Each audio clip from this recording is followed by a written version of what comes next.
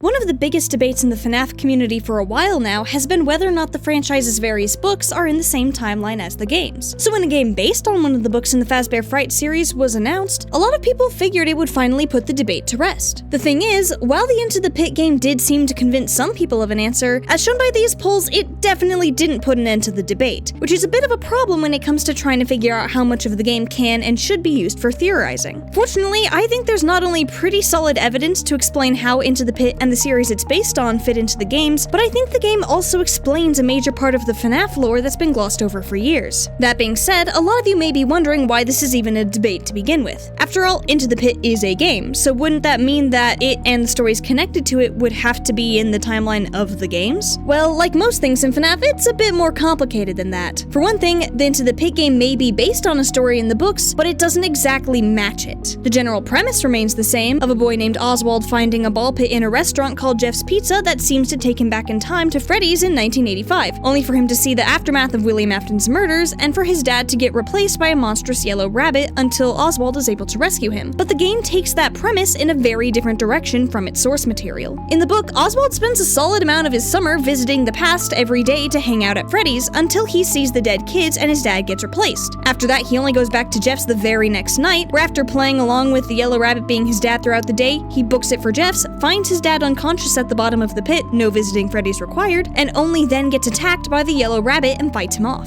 Meanwhile, the game ends up changing a lot of this. Instead of spending multiple days hanging out with the friends he made at Freddy's, he ends up meeting them and witnessing the aftermath of the yellow rabbit killing 6 kids all in the same day. Rather than the yellow rabbit mostly just leaving Oswald alone and pretending to be his dad until Oswald's actively pulling his real dad out of the ball pit, Oswald has to actually hide from the thing to sneak around the house multiple times to go back to Freddy's, rescue a bunch of other kids, and eventually find his dad in Freddy's instead of at the bottom of the pit. There are a bunch of changes to when things happen, what characters say and do, and even the location of the ball pit has changed, with it being in the pizzeria's main room in the book with Oswald fully aware of it, compared to the game where it's in a side room he'd never seen before. Obviously, a lot of these changes are for the sake of making the gameplay work and being an interesting game, and as someone who enjoys the story of the game quite a bit, I am glad they did so. But these are still pretty fundamental changes that just aren't compatible with the story that it's based on. To argue that this game existing means the exact events of the book are in the game continuity really doesn't work, since the game itself doesn't match the book. Plus, with the creator of the franchise, Scott Cawthon, saying he hopes more games based on the books could be made during his most recent interview with Dawko, that would lead to the stories changing even more as they made the shift from the books to the games. However, in part because of Scott hoping to produce future games based on the books, and because of how Into the Pit connects to other stories in the Fazbear Frights series, as shown through some of the secret minigames and Easter eggs we can find in the game, the argument could be made that a similar set of events do take place in the game timeline, just altered or rebooted to fit the game continuity of events. That being said, another complicating factor is that during that same interview with Dawko, Into the Pit and any future games based on the books are referred to as spin-offs by Dawko, something that Scott doesn't refute.